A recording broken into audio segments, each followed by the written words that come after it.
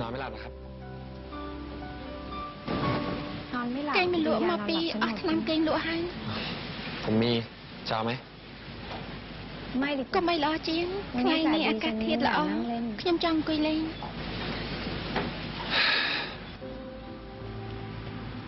គេញ៉ាំលក់ហើយ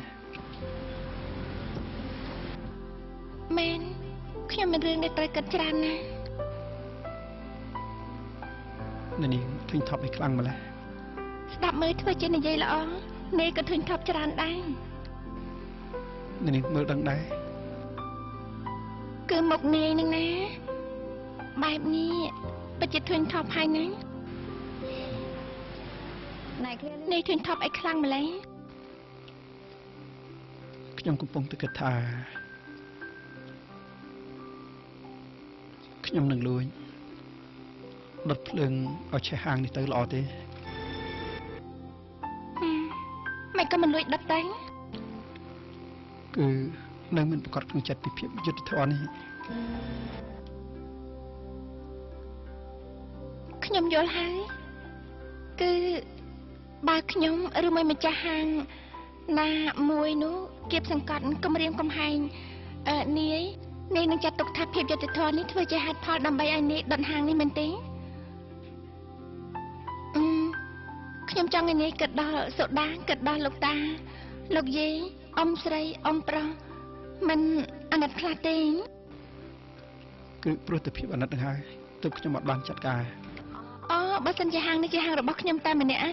នាយដុតហាងខ្ញុំឲ្យមែនទេព្រោះឲ្យខ្ញុំគៀបសង្កត់រករឿងនាយខ្ញុំដឹងថាការដែលនាងមើលខុសត្រូវគ្រួសារព្រមទាំងបងប្រុសរបស់នាងមិនមែនជារឿងងាយទេណាមួយបងប្រុសនាងត្រូវជាប់គុកទៀតអាការៈដែលនាងត្រូវឈឺក្បាលហើយទិញថប់រហូតដល់គេងមិនលក់នោះទើបទៅកើតឡើងមួយឆ្នាំចុងក្រោយនេះមែនទេនាងដឹងទេនាងគួរឲ្យអាណិតណាស់ណា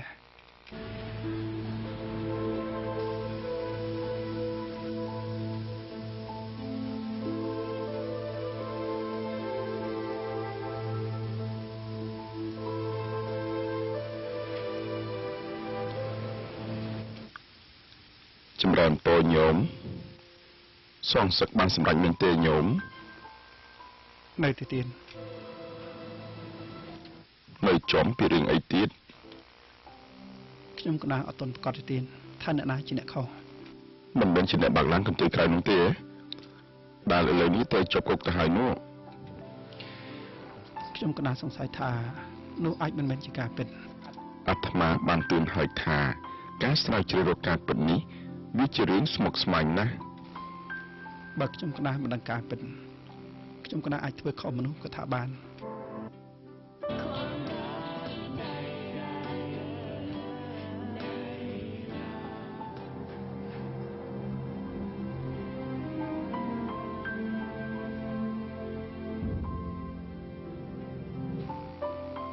គាត់ចាំមិនហើយ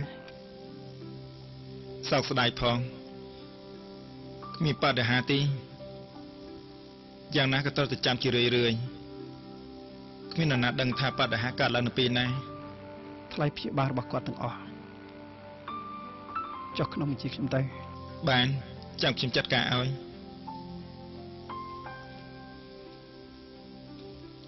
ណែ